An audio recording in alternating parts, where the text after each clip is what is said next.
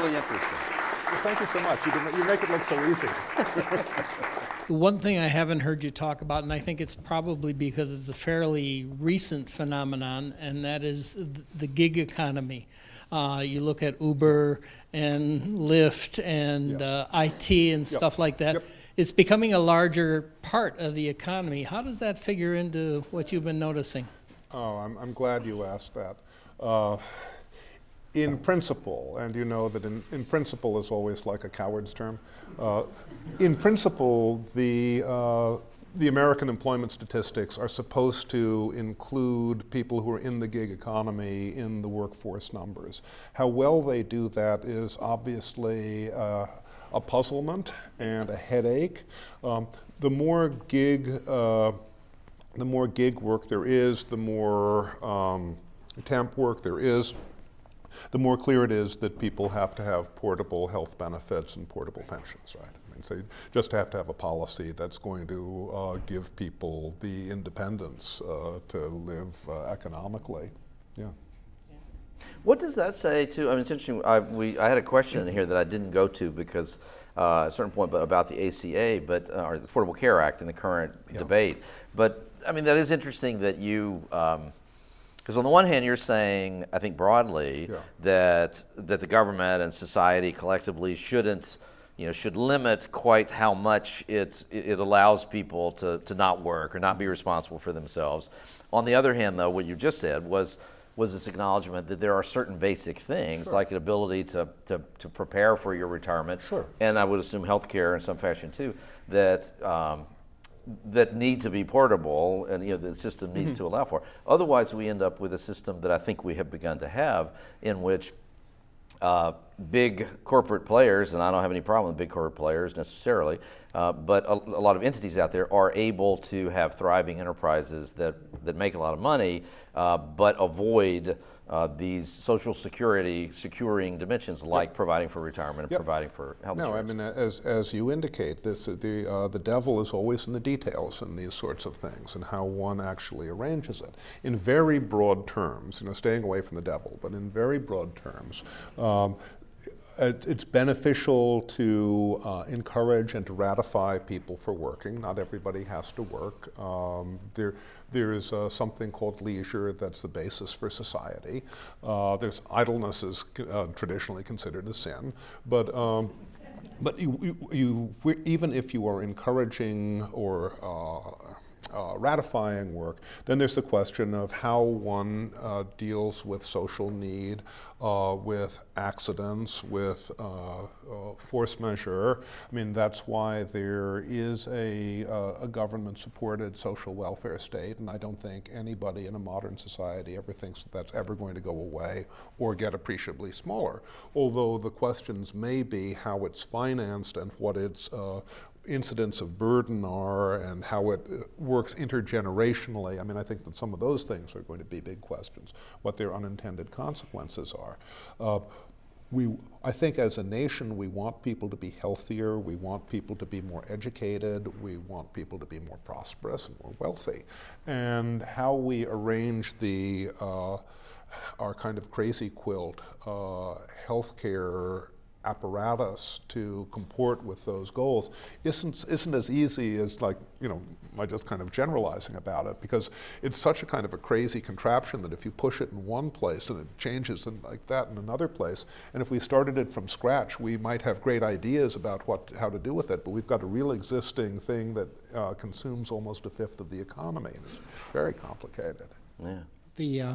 Seems to me, though, as you speak, I mean, small business is kind of been over-regulated, I think it's fair to say, and that was part of the appeal. So how do you feel about regulation then? And if you link that to the corollary where we're going with healthcare and the debate now, it seems to me the more regulation, the more government involvement, the more downside perhaps, is what I heard you say. Is that a fair analysis? It gets back to the intended and unintended consequences. And the unintended consequence of having lots and lots of regulation is strangling businesses, is by making it expensive, by making it very expensive, by requiring an army of lawyers to decide where you're going to plant your flower pot. So it's not just government regulations at the federal level, it's state and local regulations, and I don't know if there is some central source that follows all of these. If one only looks at government regulations, you're missing at least half of the story. And that's part of the reason for the kind of competitive federal economic experiment that's going on in the country. I think it's interesting that on this very same question, I don't know what the right response to the current debate over the health care is. Obviously, there were lots of problems with the Affordable Care Act, maybe not as great as they're presented to be, and obviously now with what's being proposed, there are a bunch of other problems potentially. But the basic idea that, and it surprises me that this is nowhere in the discussion, is that some sort of workable healthcare access but more than access. But if we can have a system in which it's reasonably easy for all Americans to have some sort of reasonably good healthcare, it's an economic development initiative. Sure. And I think of it in the same way that Social Security, the creation of Social Security, is never talked about this way.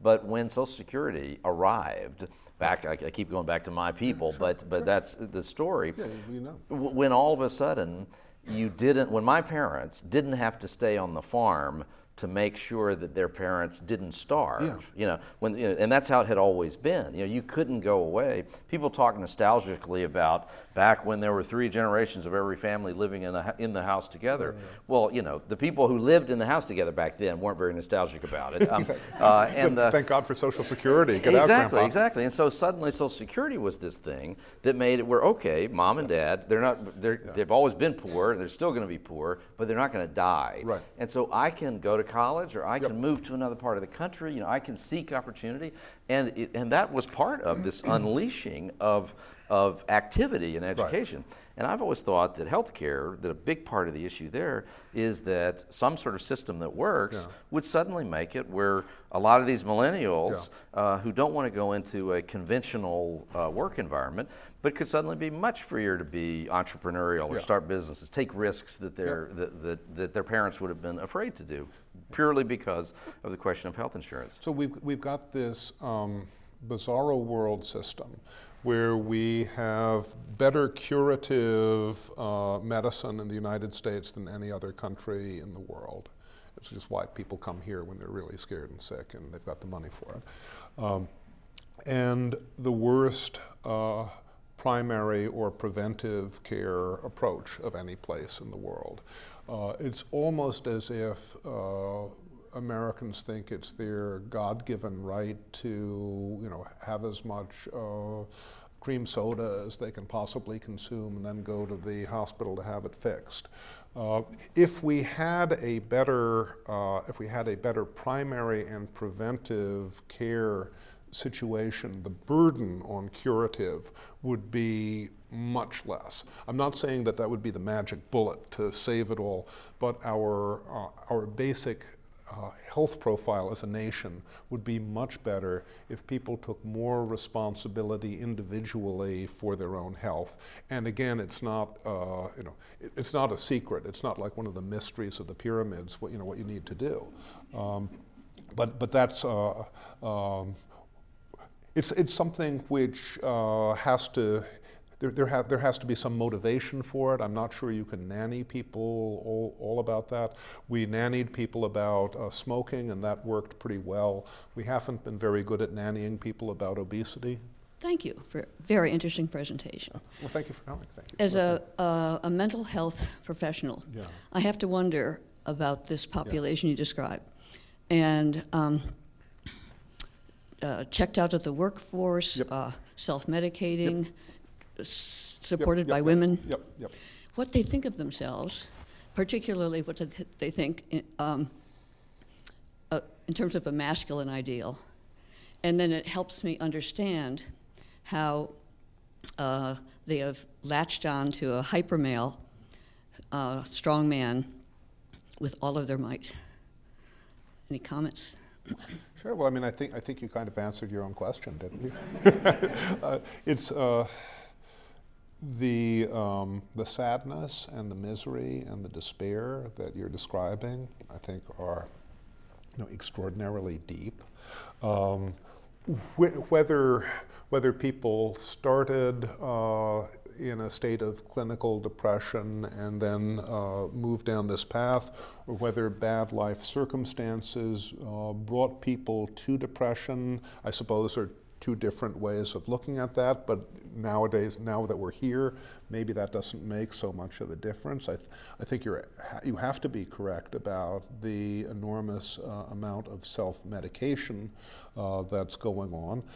What I'm not clear about, and you as a professional probably have an informed opinion about, is how much there's been a change in chronic pain, in actual chronic pain over time. Because I look at different sorts of data sources which suggest things which can't both be true. That it's going up and that it's stable and it's like going down. But certainly it seems to be true that we have many more people involved in the disability insurance programs than we ever had in the past. And you could say maybe that meant that in the past they weren't serving people they were intended to serve, or maybe it means something else now. I think there's the whole lifestyle I was describing of being supported, at least in part, by disability insurance, using Medicaid to get pain medicine, staying at home. And actually one of the things is that the people who are out of the labor force, the guys who are out of the labor force, report that they're getting out less than they did a generation ago. This isn't exactly, I wouldn't say it's a death spiral, but it's a really scary thing to see affecting a very, very large number of our citizens. Well, that's a downer, man. Yeah. Oh, well, wait till you get to the second volume. All right. Well, I think you've helped us understand some important things. Thank you very much. Thank you so much for inviting me. You make it look so easy.